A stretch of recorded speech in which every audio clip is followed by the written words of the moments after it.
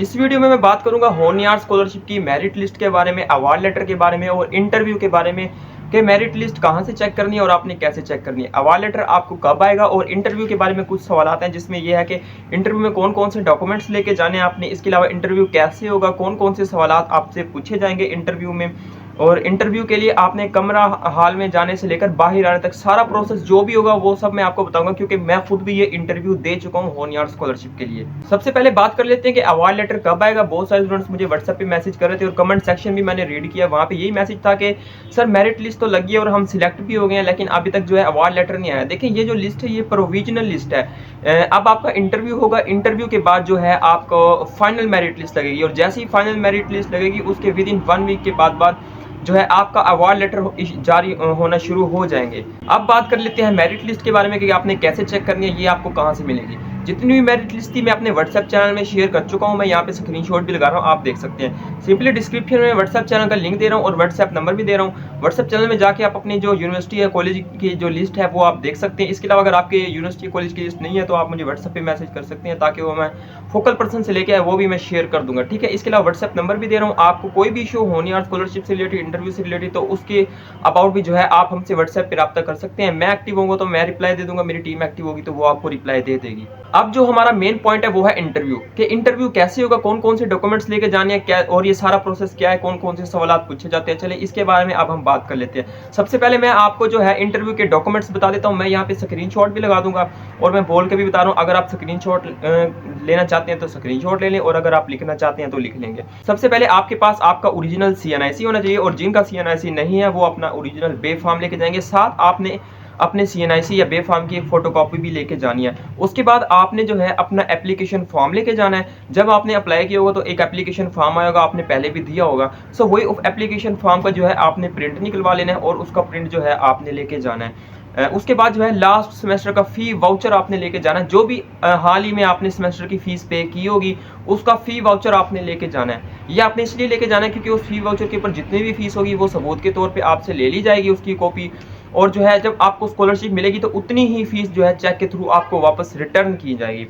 उसके बाद जो है आपने अपने लास्ट सेमेस्टर का रिजल्ट कार्ड लेके जाना है। जो भी आपने करंट सेमेस्टर है उससे पिछला जो सेमेस्टर होगा उसका आपने जो है रिजल्ट कार्ड लेके जाना है और उसकी एक कॉपी लेके जानी है।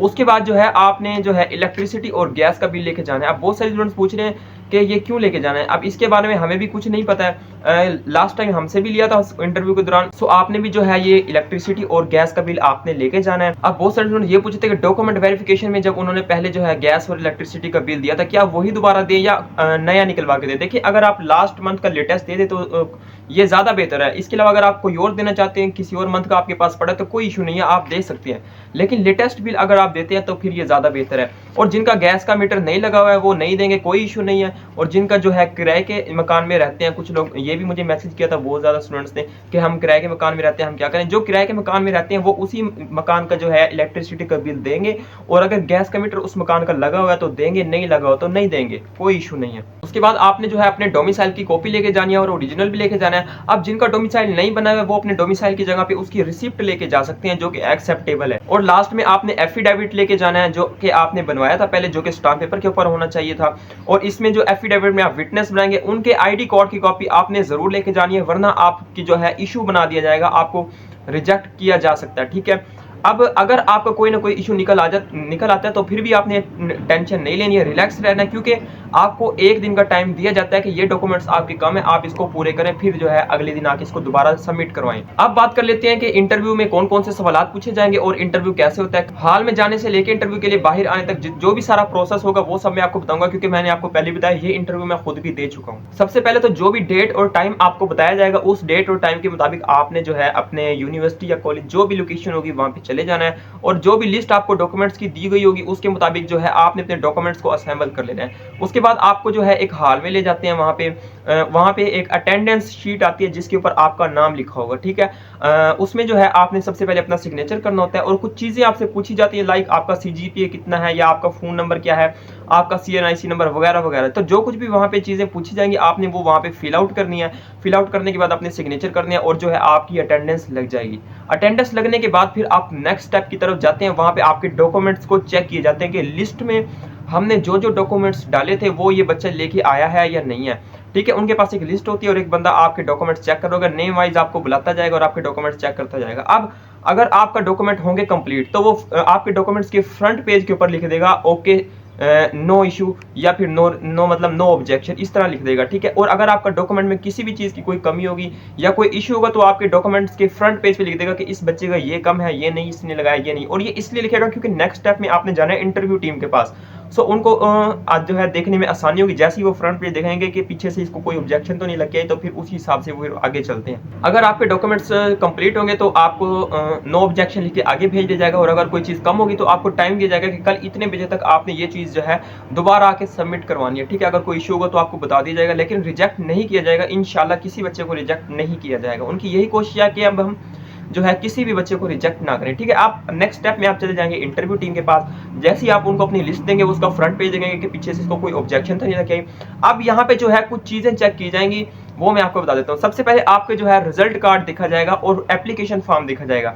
एप्लीकेशन फॉर्म के ऊपर आपने जो कुछ भी लिखा होगा उसको आपके डॉक्यूमेंट से वेरीफाई किया जाएगा। मिसाल के तौर पे आपने एप्लीकेशन फॉर्म पे अपने सीजीपीए लिखा होगा, तो वो फिर रिजल्ट कार्ड से देखा जाएगा कि आया कि ये सीजीपीए और एप्लीकेशन वाला सेम है या नहीं है, कहीं इसने वो गलत तो नहीं लिखा होगा। अगर गलत होगा तो फिर सिंपली आपको रिजेक्ट कर दिया जाएगा। इसके अलावा एप्लीकेशन फॉर्म पे आपके मैट्रिक के इंटर के अगर नंबर मांगे गए थे तो वो देखे जाएंगे और आपके रिजल्ट कार्ड से उनको टैली किया जाएगा। ठीक है, इसके अलावा आपसे इंटरव्यू में कुछ सवाल पूछे जाते हैं, बहुत आसान होता है। मेन बात यह है कि सवाल भी मैं आपको बता देता हूँ, लेकिन मेन बात यही है कि आपके डॉक्यूमेंट्स कंप्लीट होने चाहिए।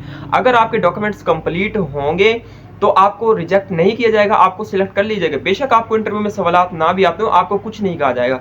सिर्फ मेन बात ये है कि डॉक्यूमेंट्स कंप्लीट होने चाहिए, डॉक्यूमेंट्स कंप्लीट होने चाहिए। मैं फिर कह रहा हूँ, डॉक्यूमेंट्स मैटर करता है, इंटरव्यू के सवाल मैटर नहीं करते हैं। अब जो सवालात हैं वो यही हैं कि आपके फादर क्या काम करते हैं, उनकी मंथली इनकम क्या है, आपके फादर जो काम करते हैं इसके अलावा भी कोई और सोर्स ऑफ इनकम है या नहीं, आपके पास गाड़ियाँ कितनी हैं, या आपको स्कॉलरशिप क्यों चाहिए, इस तरह के। अगर आपके फादर की डेथ हो चुकी है तो आप उनका डेथ सर्टिफिकेट लाजमी दें।